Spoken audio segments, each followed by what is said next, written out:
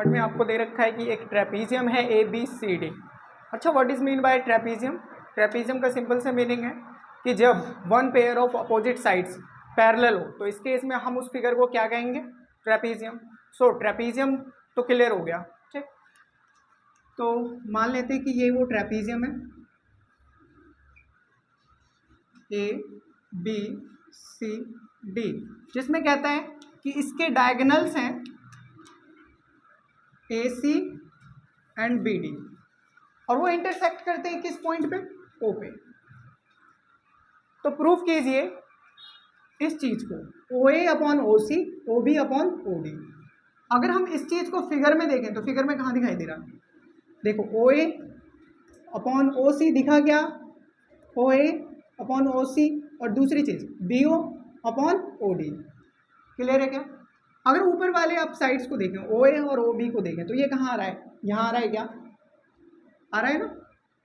और OC और OD को देखो तो कहाँ आ रहा है? OD और OC इस वाले ट्रायंगल में आ रहा है, राइट। सो आपको क्वेश्चन से हिंट मिल गया है कि कहाँ से आपको, किस ट्रायंगल को आपको क्या करना है? सिमिलर प्रूव करना है। तो हमें क्या करना है? इन दोनों ट्रायंगल को सिमिलर प्रूव करना है। Clear students? इस क्वेश्चन को करने के लिए एक प्रॉपर्टी आपको पता होनी चाहिए। देखो, ये प्रॉपर्टी क्या है ना, जब भी कभी दो लाइंस एक दूसरे की पैरेलल हो और तीसरी लाइन इसको इंटरसेक्ट करे, दोनों लाइनों को, तो इस लाइन को क्या बोलते हैं बच्चों? ट्रांसवर्जल बोलते हैं, जो कि ये ट्रांसवर्जल है। अब इससे बनने वाले जो अल्टरनेट इंटीरियर एंगल होंगे वो इक्वल होंगे, यानी कि ये कह सकते हैं हम कि एक्सटीरियर और इंटीरियर अल्टरनेट एंगल्स एक दूसरे के इक्वल होंगे। इतनी बात समझ रहे हैं क्या? अगर नहीं समझे तो एक बार फिर देखो। दो पैरेलल लाइंस, अब इसका अल्टरनेट चेक करो, यहां से यहां तक का अल्टरनेट क्या होगा? दूसरी तरफ होगा क्या? सेम इसी तरह से इसका अल्टरनेट। एक्सटीरियर की बात करते हैं, ये एक्सटीरियर एंगल, तो एक्सटीरियर एंगल दूसरी तरफ अल्टरनेट इक्वल होगा क्या? समझ गए अल्टरनेट इंटीरियर एंगल प्रॉपर्टी? ठीक। तो इस प्रॉपर्टी से आप ये कह सकते हैं, क्या कह सकते हैं बच्चों, कि दो एंगल्स, दो अल्टरनेट एंगल पैरेलल लाइन के केस में इक्वल होंगे। Is that clear? ठीक है, आगे बढ़ते देखिए। तो अब यहीं पे देख लो, ये दोनों लाइन पैरेलल है क्या? अब जो कि ये पैरेलल लाइन है, यहां से एंगल ए को मैं इक्वल कर सकता हूं क्या? एंगल सी के equal, because of alternate interior angle. और इसी तरह से इस एंगल को इक्वल कर सकता हूं क्या? अल्टरनेट इंटीरियर एंगल से। Clear boys angles? और हमें सिमिलैरिटी शो करने के लिए कितने कॉरेस्पॉन्डिंग पार्ट्स की जरूरत होती है? मिनिमम 3। अगर हमने 3 शो कर दिया तो इसका मतलब ये दोनों ट्रायंगल कैसे होंगे? सिमिलर होंगे। चलिए करते हैं। तो आपको ये बात समझ में आया ना कि वर्क किस ट्रायंगल के ऊपर करना है? बच्चे कंफ्यूज यही होंगे कि करें तो यहाँ तो बहुत सारे ट्रायंगल है, 4 ट्रायंगल है टोटल, किस किस के ऊपर वर्क करें? तो आपको हमेशा क्वेश्चन में ये हिंट दिया रहेगा, जैसे यहाँ पर हिंट दिया था OA और OB और OC और OD। इसी तरह से आगे क्वेश्चन आता है कोई तो वहां बताऊंगा मैं आपको। तो करते हैं इसका सॉल्यूशन। अब देखिए, यहां पर हम करने जा रहे हैं ट्रायंगल AOB एंड ट्रायंगल, देखो ध्यान से, हमने क्या लिया? AOB, हमने इससे स्टार्ट किया, इस वाले एंगल से।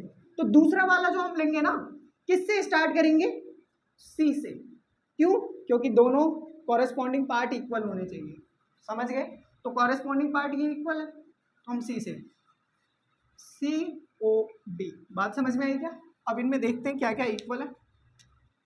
तो यहां पर मुझे दिख रहा है कि angle A is equals to angle C because of alternate interior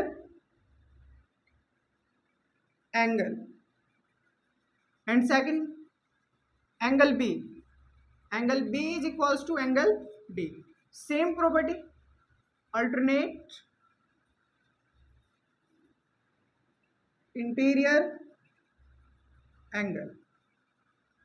और तीसरा एंगल भी चाहिए होगा, राइट?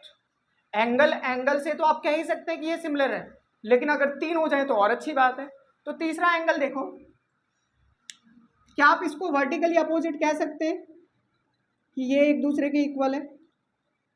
हो सकता है ना इक्वल? तो यहां से angle AOB is equals to angle COD vertically opposite angle. अब बाय एंगल सिमिलैरिटी क्राइटेरियन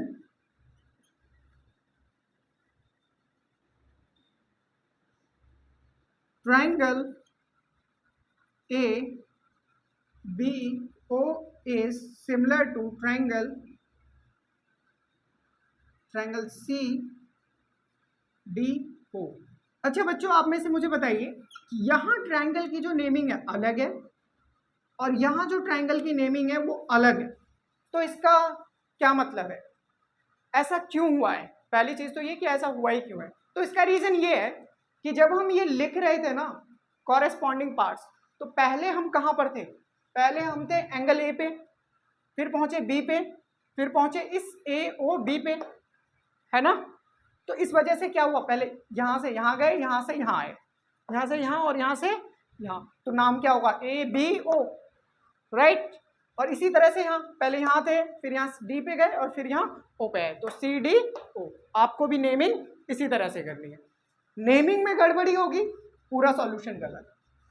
ठीक, अब बाय सिमिलर क्राइटेरिया से आप ये लिख सकते हैं कि इसके कॉरेस्पॉन्डिंग साइड्स का रेशो इक्वल होगा, राइट। तो हम लिखते हैं बाय CPST